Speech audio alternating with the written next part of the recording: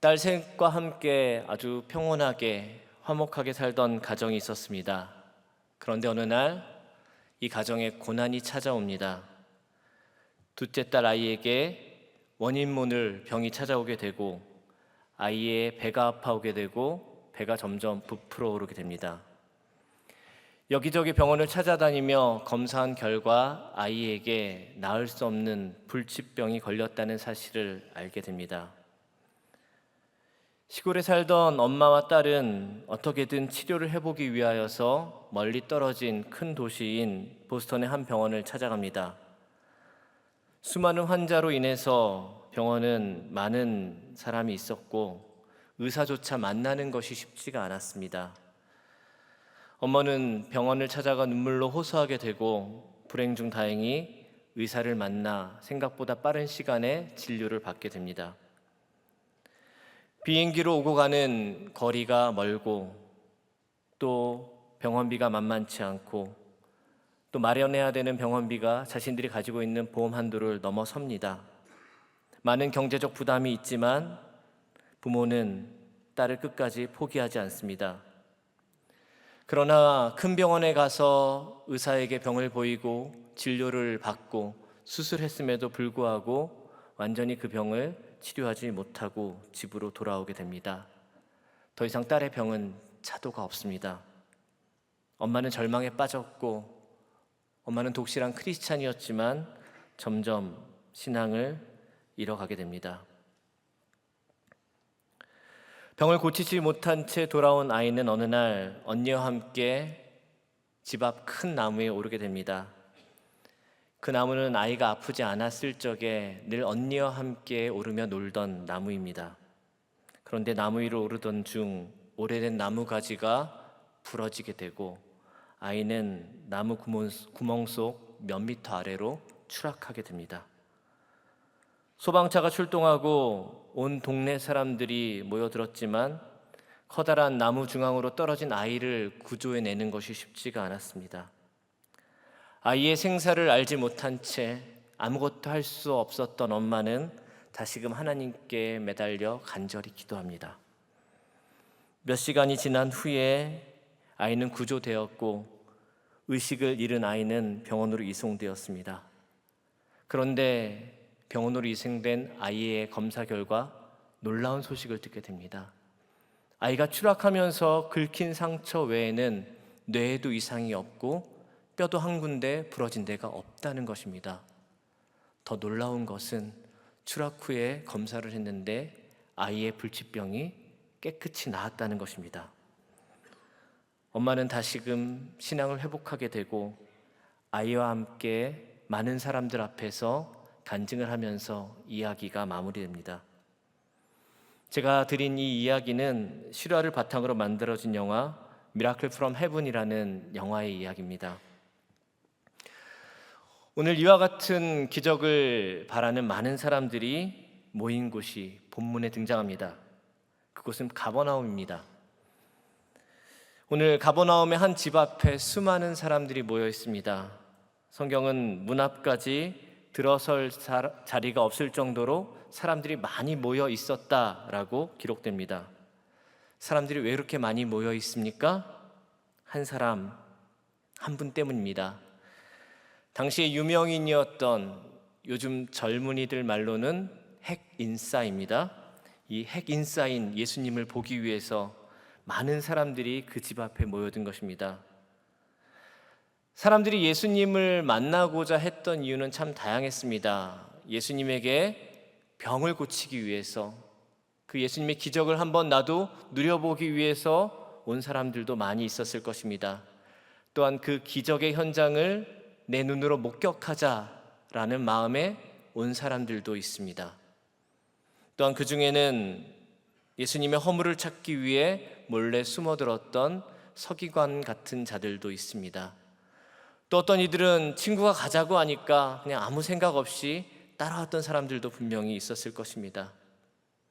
이렇게 다양한 사람들, 다양한 의도, 다양한 목적을 가지고 모인 곳이지만 예수님께서는 그곳에서 먼저 성경의 도를 말씀하고 계십니다. 설교를 하고 계신 것입니다. 하나님 나라에 대한 말씀을 선포하고 계십니다. 사람들은 예수님의 말씀을 들으며 예수님의 권위 있는 말씀에 놀라기 시작합니다. 그러나 여전히 또한 예수님의 말씀에 의심의 눈초리로 바라보면서 예수님의 말씀을 들었던 사람들도 있었습니다. 그러나 예수님의 목적은 여러분 분명합니다. 자신이 이 땅에 메시아로 오심을, 하나님의 아들이심을 드러내셔야만 합니다. 사람들은 예수님의 권위 있는 말씀에 놀라며 그가 누구인지를 머릿속으로 생각하고 있습니다. 그때 몇 명의 무리들이 도착합니다. 네 사람이 한 사람을 침상에 누인 채 들것에 들어서 그 집 앞까지 왔습니다. 네 사람이 직접 자신들의 수고로 이곳까지 그 사람을 옮겨와야만 합니다. 침상에 누워있는 사람은 중풍병자입니다. 움직일 수 없었고 말하는 것조차 힘든 사람입니다. 성경이 이야기하는 것은 이 네 사람이 누구의 강요나 의무 때문에 이 사람을 메고 예수님이 계신 이 집까지 온 것이 아닙니다. 이 사람들은 자발적 의지를 가지고 이 사람을 스스로 메고 왔습니다. 이렇게 이 사람들이 자발적 의지를 가지고 이 중풍병 걸린 사람을 메고 예수님이 계신 집 앞까지 온 목적, 기대는 분명합니다. 예수님께서 침상에 누워있는 중풍병 걸린 이 사람을 고쳐줄 수 있을 것이라는 기대와 소망이 이 네 사람과 중풍병자에게는 있었습니다. 하지만 그들이 예수님이 계신 곳에 도착했을 때에 그들이 마주대한 상황이 어떠했습니까? 사람들이 문 앞까지 가득 들어차서 예수님의 얼굴조차 볼 수 없는 아주 난감한 상황을 마주대하게 됩니다. 여러분 어떻게 해야 됩니까? 여러분이라면 어떻게 하시겠습니까? 보기를 드릴까요? 1번, 사람들이 다 빠질 때까지 기다린다. 2번, 사람들에게 양해를 좀 구하고 좀 군중을 비집고 안으로 들어간다. 3번, 포기하고 다음 기회에 다시 한번 찾아온다. 여러분 몇 번 선택하시겠어요? 네, 각자 선택한 게 있죠. 첫 번째, 사람들이 다 빠질 때까지 기다렸다가 예수님을 만난다. 여러분 쉽지 않습니다. 그곳에 모인 사람들이 다 나올 때까지 언제 나올지 기다리는 것 장담할 수가 없습니다. 오늘 예수님이 뭐 하고 계셨습니까? 도를 말씀하고 계셨습니다. 설교하고 계셨습니다.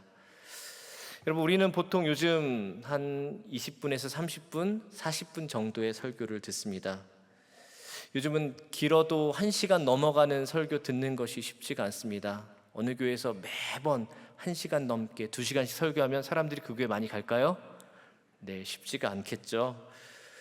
제가 어릴 적 상황을 떠올려 보면은 부흥회 때는 예전에 그렇게 길게 설교했던 목사님들이 계셨던 것 같아요.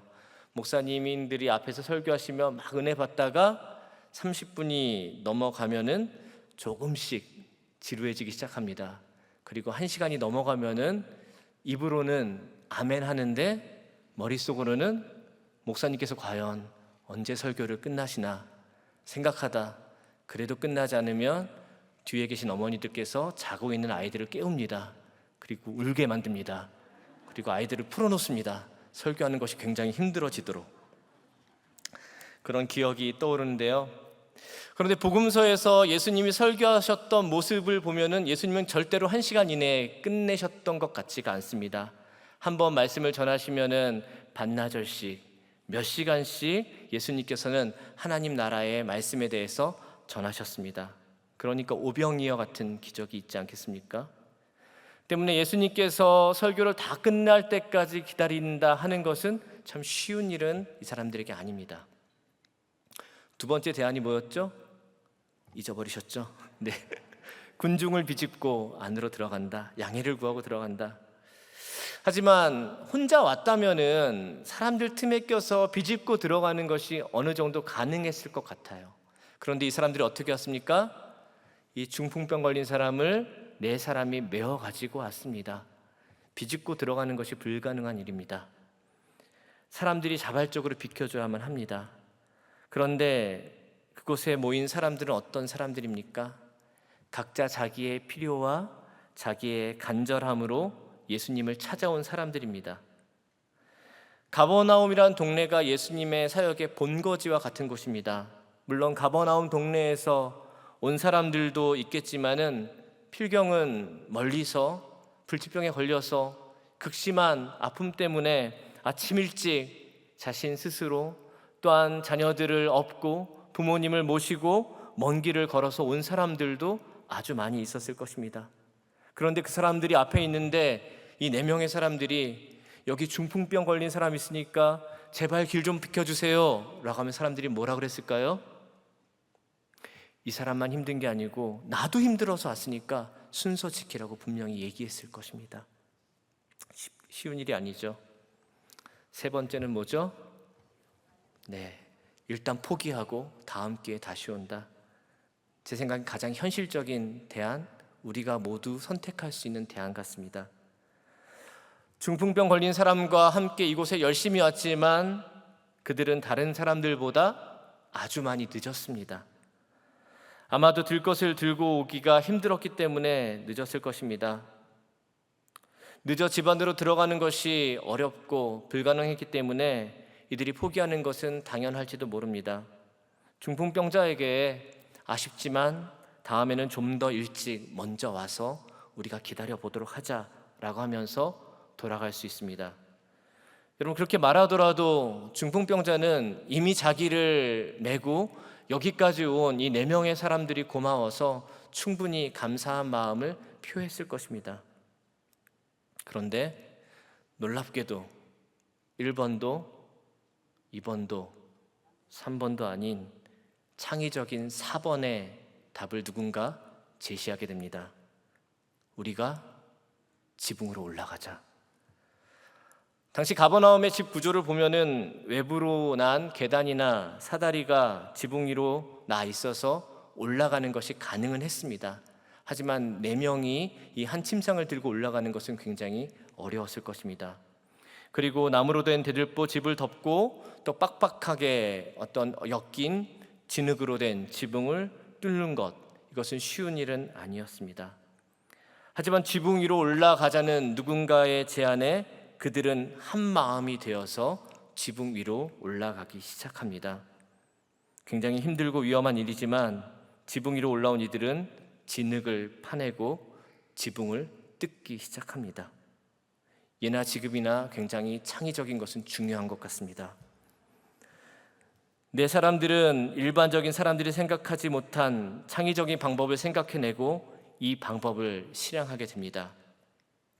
하지만 이들이 지붕을 뜯어냈을 때에 여러분, 지붕 밑에서는 어떤 일들이 일어났을까요?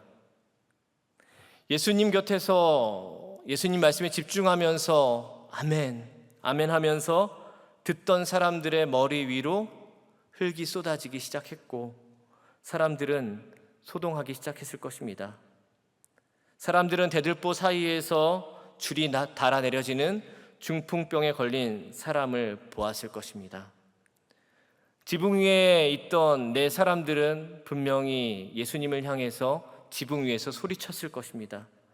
이 사람이 얼마나 불쌍하고 얼마나 힘든 상황인지 예수님, 이렇게밖에 할 수 없는 우리를 좀 이해해 주시고 이 사람을 꼭 고쳐 주십시오. 예수님에게 간청했을 것입니다. 예수님과는 별개로 이 장면을 밑에서 보던 사람들은 어떻게 했을 것 같아요? 사람들을 향해서 손가락질하는 사람들도 있었고 험한 말로 이들의 행동을 사람들은 질책했을 것입니다. 성질 급하고 또 왕년에 한가닥했던 분들은 욕하면서 협박했던 사람도 있었을 것입니다. 그런데 이들은 아랑곳하지 않고 예수님께서 이 사람을 꼭 고쳐주시기를 바랬을 것입니다. 여러분, 이 4 사람들 정말 용기 있지 않습니까? 이 사람들의 용기는 어디에서 비롯됐을까요? 이들이 이렇게까지 할 수밖에 없었던 이유가 무엇이겠습니까? 우리와 한번 비교해 볼까요? 새생명 축제를 앞두고 우리는 주변의 수많은 사람들을 떠올리면서 그분들이 예수님께로 오기를 바라고 기도하고 있습니다. 비단 새생명 축제가 아니더라도 우리는 신앙생활 하면서 주일 예배를 드리면서 아직 예수님을 만나지 못한 내 가족들, 내 친구들, 내 이웃들을 생각하고 있을 것입니다. 그리고 그들도 예수 믿고 구원 받기를 소망할 것입니다. 우리 남편이, 우리 형제가, 우리 자녀들이, 우리 부모님이 그렇게 되기를 바라는 간절한 마음이 우리 가운데 있습니다. 그리고 그들을 이곳으로 안아주심의 본당으로 함께 와서 예배하기 위해 노력하고 있을 것입니다. 하지만 여러분, 데려오는 것이 쉽습니까? 어렵습니다. 쉽지 않습니다. 그들 교회에 모셔와서 예수님 만나게 하는 것 너무 힘든 일입니다. 중풍병 걸린 이를 예수님께서 계신 곳까지 데려왔지만 문 앞까지 들어선 사람들로 인하여서 예수님 만나는 것조차 힘든 어려운 상황처럼 한 영혼을 교회로 인도하는 것 역시 수많은 어려움들이 기다리고 있습니다. 많은 경우에 그들에게 교회에 와야 한다, 예수님을 믿어야 한다라고 입을 떼는 것조차 어려움을 느낄 때가 많이 있습니다. 여러분, 우리는 왜 이렇게 사람들을 초청하고 교회로 데려오는 것이 어려울까요? 어떻게 하면 우리가 작정한 태신자들, 우리가 마음에 품은 가족들, 형제들, 부모님들, 이웃들을 주님 앞으로 데려올 수 있겠습니까? 이 4명의 친구들의 모습 속에서 여러분 답을 한번 찾아보겠습니다. 먼저 이 4명의 친구들에게는 여러분 믿음이 있었습니다. 예수님께서 자신 앞에 내린 중풍병자를 만나셨을 때에 가장 먼저 하셨던 성경에 기록된 말씀이 무엇입니까? 그들의 믿음을 보시고 그들의 믿음을 보셨다라는 것입니다. 예수님께서 보신 그들의 믿음이 무엇이었을까요?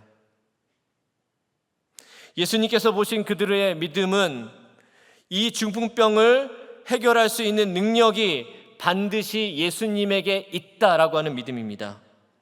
그 믿음이 있었기에 수단과 방법을 가리지 않을 수 있었습니다.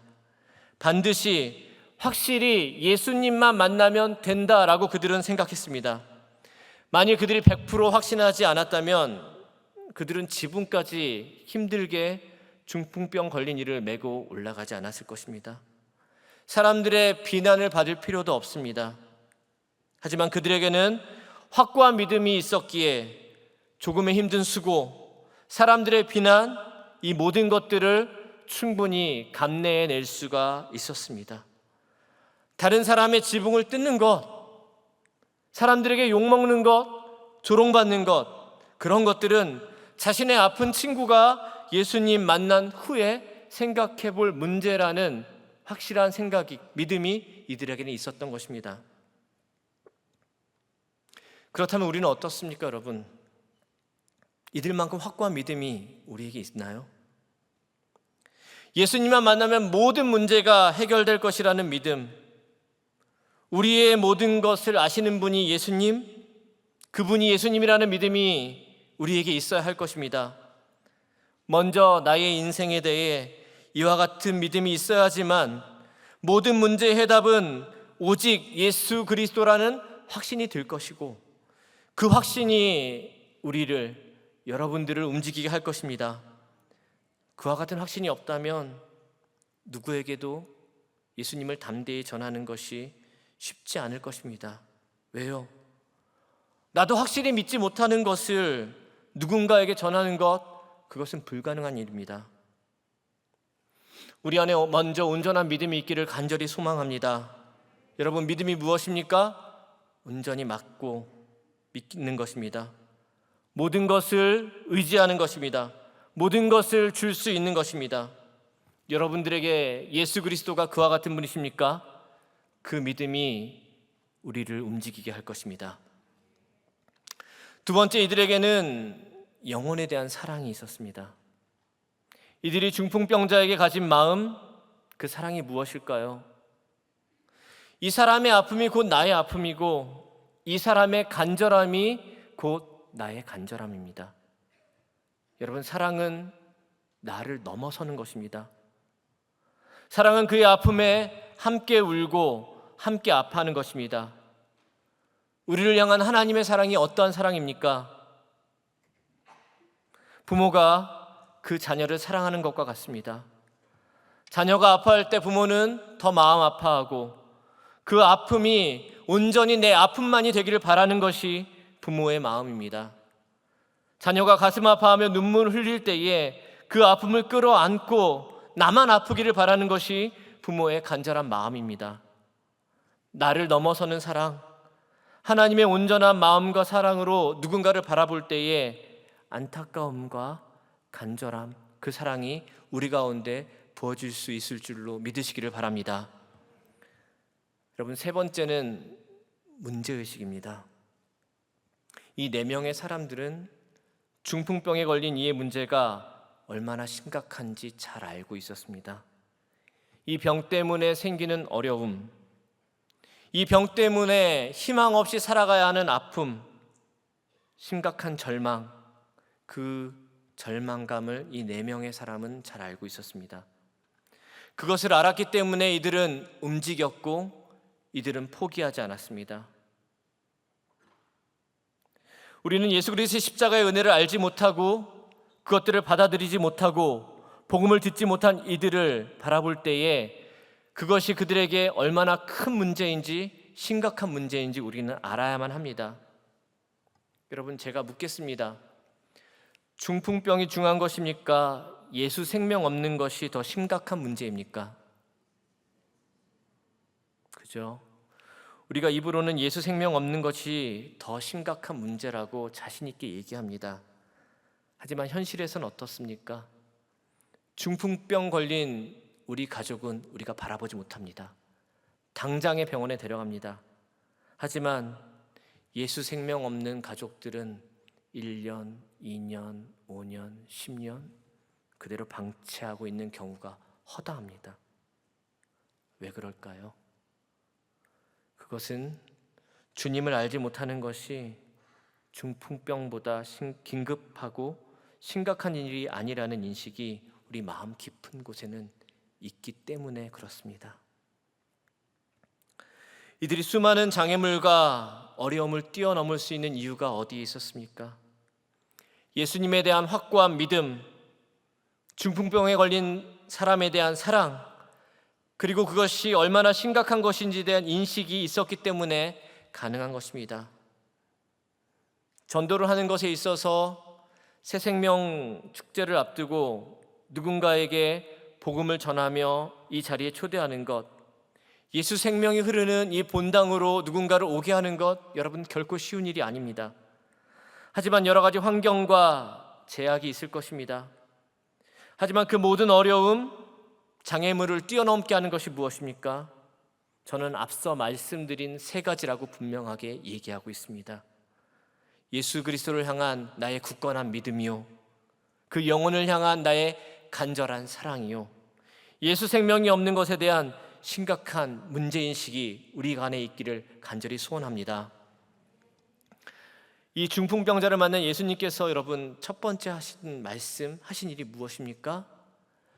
내 죄사함을 받았느니라. 예수님께서는 죄사함을 선포해 주십니다. 이 사람이 왜 중풍병에 걸리게 되었는지 성경은 정확하게는 기록하고 있지 않습니다. 성경은 때로 병의 직접적인 문제가 죄로부터 온다라고 하는 본문도 있습니다.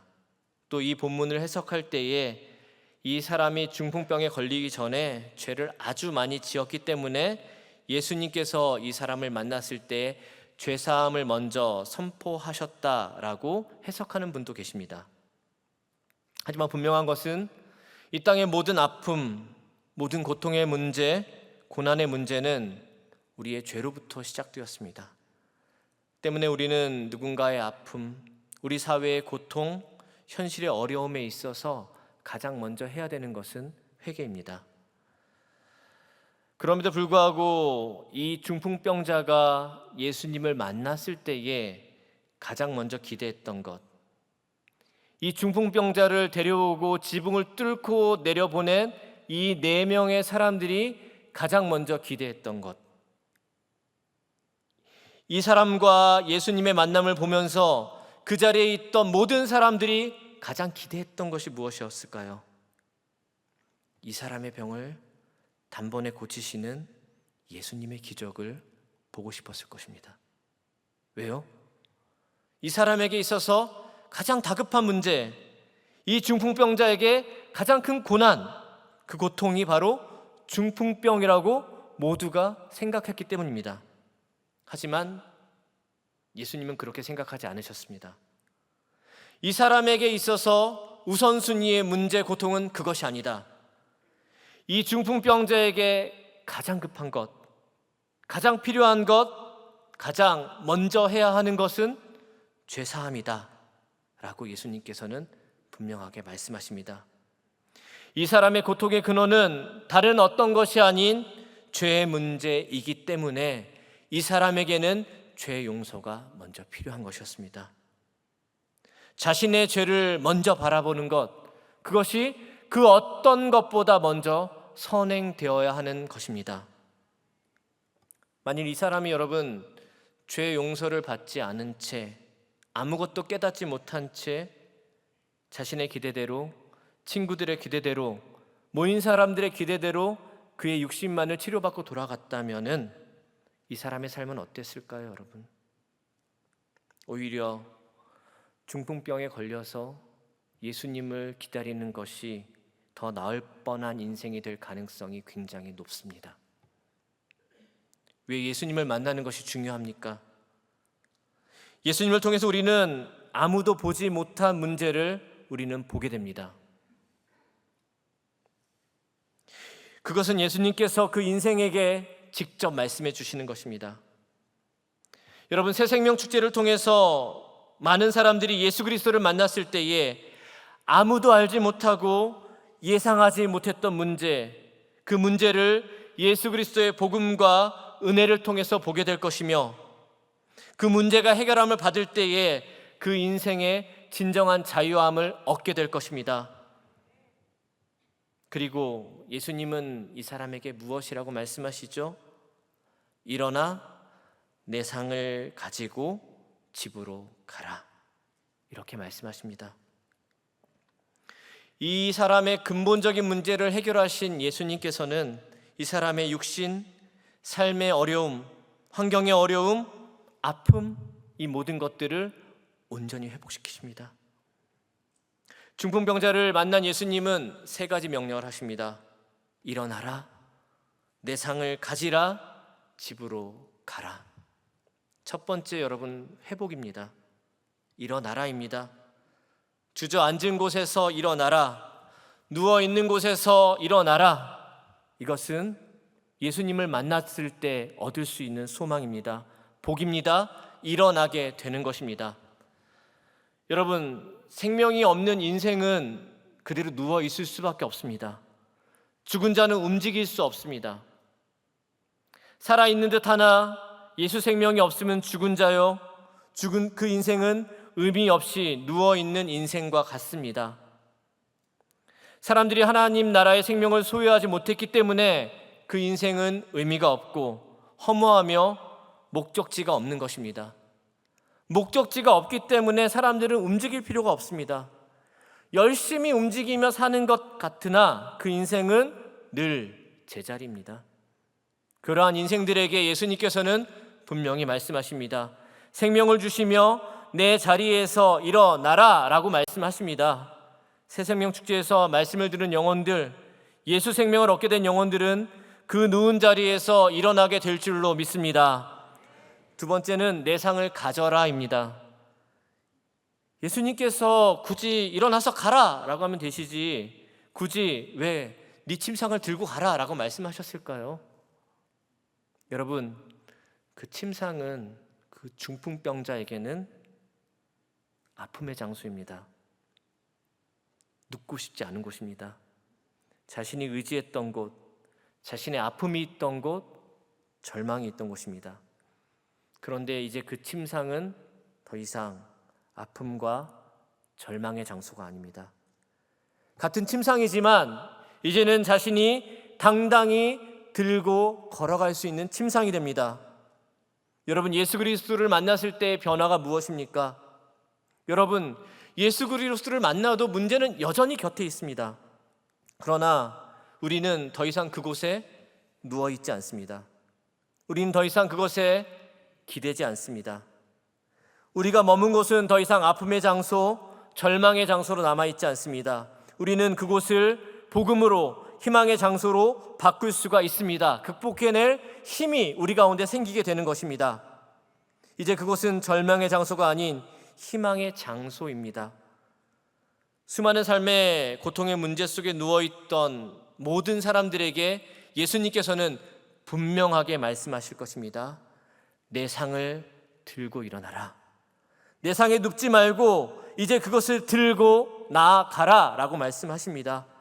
이제 당당히 예수님의 말씀, 예수님의 능력, 은혜로 살아갈 수 있는 것이 복음입니다. 그 복음의 능력을 전할 수 있는 곳이 바로 교회요, 우리 새생명 축제임을 믿습니다. 세 번째로는 집으로 가라라고 말씀하십니다. 이제 그는 스스로 집으로 돌아갈 수 있습니다. 예수님을 만나기 전 집은 그에게 자신의 의지와 상관없이 늘 머물 수밖에 없는 곳입니다. 그 집을 벗어날 수만 있다면 벗어나고 싶은 곳이 바로 집입니다. 그러나 이제 집은 그가 돌아갈 수 있는 장소가 되었습니다. 다른 이들과 같이 지치고 피곤한 일상에 쉼을 주는 곳이 되었습니다. 같은 장소인데 다른 의미가 된 것입니다. 우리가 예수님 만났을 때의 변화가 뭡니까? 같은 대상을 보고 같은 곳에 머물더라도 더 이상 그곳은 벗어나고 싶은 곳, 그곳이 아닌 내가 가야 할 곳, 내가 있어야 할 곳, 내가 쉬고 싶은 곳이 되는 것입니다. 소명의 장소, 소망의 장소로 다가오는 것입니다. 다른 의미로 내 삶에 존재하게 되는 것입니다. 그리고 그가 예수 그리스도의 말대로 지체 없이 자신의 침상을 들고 일어났을 때에 여러분 어떤 일이 벌어집니까? 우리 다 같이 12절의 말씀을 함께 읽어보도록 하겠습니다. 그가 일어나 곧 상을 가지고 모든 사람 앞에서 나가거늘 그들이 다 놀라 하나님께 영광을 돌리며 이르되 우리가 이런 일을 도무지 보지 못하였다 하더라. 아멘. 도무지 보지 못한 모든 일을 모든 사람이 보게 되었고 모든 이가 하나님 앞에 영광을 돌리게 됩니다. 2022년 11월 20일부터 시작될 새생명 축제를 통해 도무지 보지 못한 일이 이곳에서 일어나기를 믿으며 소망합니다. 중풍병과 같은, 아니 그보다도 더 지치고 절망적이고 소망 없는 삶을 살아가는 이들에게 예수 그리스도의 생명이 힘기어지기를 간절히 소망합니다. 자신의 문제거리인 침상에 누워 이곳으로 올지라도 예수 복음 듣고 그 침상을 들고 당당히 일어나 생명을 소유하고 돌아가는 일들을 우리가 많이 볼 수 있기를 간절히 소망합니다. 이 일을 통해 우리 모두가 놀라게 될 것이며 우리 모두가 오직 하나님께만 영광을 돌리게 될 것입니다. 우리 사랑의 교회를 향하신 하나님의 온전하신 뜻이며 우리 교회에게 주신 온전한 사명임을 우리 모두가 꼭 기억하시기를 간절히 바랍니다. 온 성도들이 한마음으로 하나님 나라의 축제가 될 새생명 축제를 기대하고 소망하며 지붕에서 간절한 마음으로 믿음으로 사랑을 달아내린 사람들처럼 우리 모두가 주의 사랑을 달아내리는 신실한 주의 종들이 되시기를 간절히 소망합니다. 기도하시겠습니다. 한 영혼을 향한 뜨거운 사랑으로 지금 이 시간에도 잃어버린 영혼들을 찾으시는 주님, 우리 안에 주님 앞에 나올 때만이 인생의 모든 문제가 해결될 수 있다는 확고한 믿음을 주옵소서. 한 영혼의 안타까움을 함께 느낄 수 있는 사랑도 더하여 주옵소서. 우리의 가족과 친지들이 주님을 알지 못하는 것에 대한 문제의식이 우리로 하여금 복음을 전하는 강한 촉매제가 되게 하옵소서.